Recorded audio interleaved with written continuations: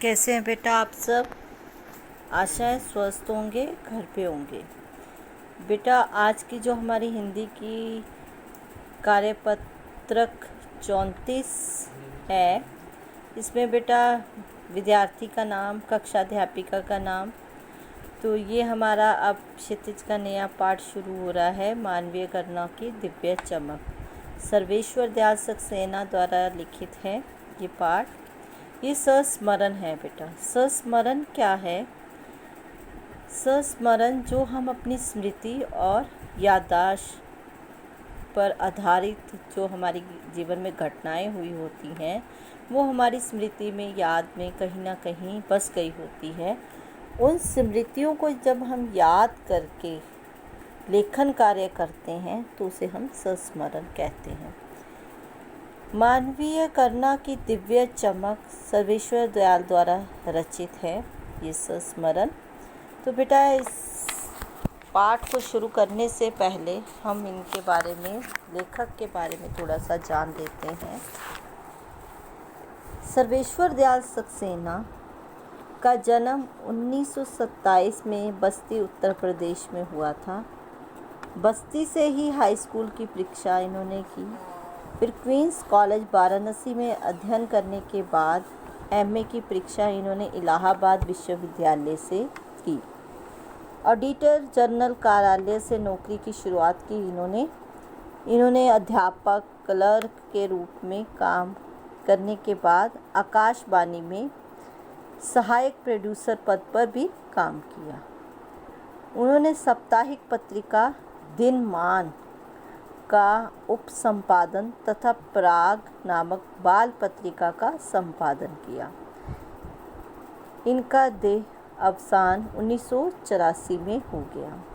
इनकी बहुत सारी रचनाएं हैं। ये कुछ कोटि के कवि भी थे।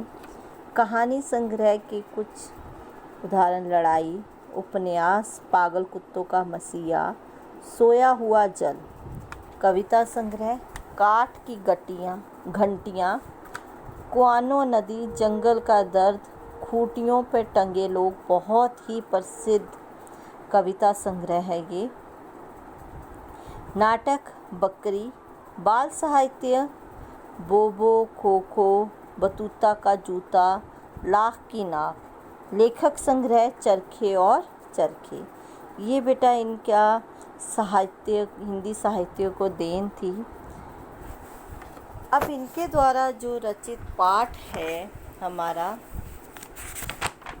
मानवीय गणना की दिव्य चमक। बेटा इस पाठ में क्या कहना चाह रहे हैं? सर्वेश्वर दयाल सक्सेना द्वारा ये जो लिखित संस्मरण है, एक उच्च कोटि का संस्मरण है। इसमें फादर कामिल बुल्के के चारित्र और व्यवहार की विशेषताओं का वर्णन किया है। बेल्जियम में जन्मे फादर बुल्के ऐसी भूमि से भारत आए जो गिरजाघरों, पादरियों, धर्मगुरुओं और संतों की पावन भूमि कही जाती थी।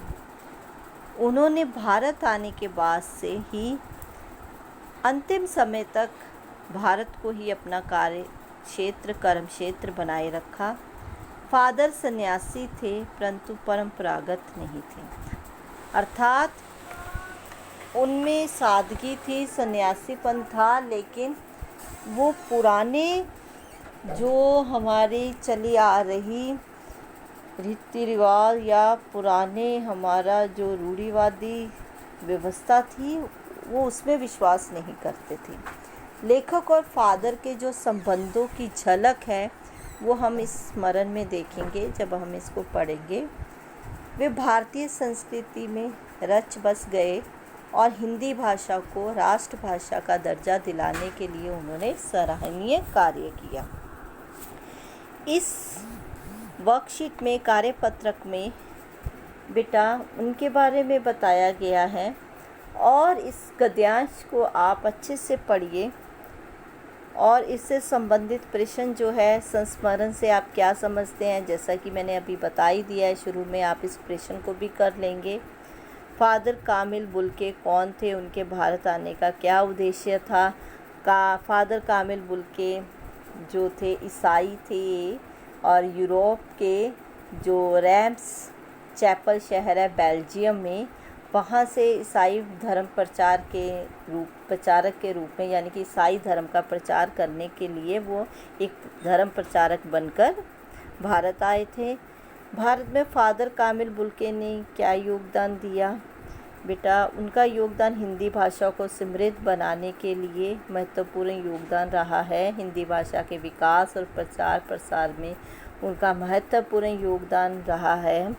और लेखक ने तो यहाँ तक कहा है कि जब तक राम कथा है वो विदेशी साधु, कौन विदेशी साधु, हमारे फादर कामिल बुल्के जी हैं, इनको उन्होंने विदेशी साधु के नाम से पुकारा है। कहते तब तक उनको याद किया जाएगा। उनकी हिंदी भाषा और बोलियों के अगाध प्रेम का उन्होंने उदाहरण बताया है इनको, और अर्थात उनका जो आपसी समझ थी या लेखक ने जो उनके बारे में जाना वो पूरा इस स्मरण में लिखा है। अब बेटा, ये पूरी जो आपकी वर्कशीट है, कार्यपत्रक है, इसको आप समझिए और नीचे ये प्रश्न कीजिए। और नीचे जो गतिविधि का प्रश्न है वो आपसे ही संबंधित है कि आपके जीवन में भी कोई ऐसा व्यक्ति आया होगा जिन्हें आप याद करके खुशी महसूस करते होंगे, उनके बारे में संस्मरण लिखिए। बेटा, ये हिंदी साहित्य जो हमारी है उसकी अलग अलग विधाएं हैं, जैसे कहानी है, निबंध है, रेखा चित्र है, नाटक है, एकांकी है। तो ये संस्मरण जो हमारी याददाश्त पे, हमारी स्मृति पर आधारित है। ऐसे ही अपनी स्मृति का कोई भी ऐसी घटना जो आपके जीवन में घटित हुई हो, कोई ऐसा व्यक्ति आया हो जिसे आपको मिलकर बहुत खुशी महसूस होती हो, उसके बारे में भी आप लिखिएगा। बेटा, अब ये कार्यपत्रक आप अच्छे से समझिए और करिए। जिन्होंने कर लिया है वो इस ऑडियो को सुन के अपना चेक करेंगे और व्हाट्सएप पे भेजेंगे। ओके बेटा, धन्यवाद।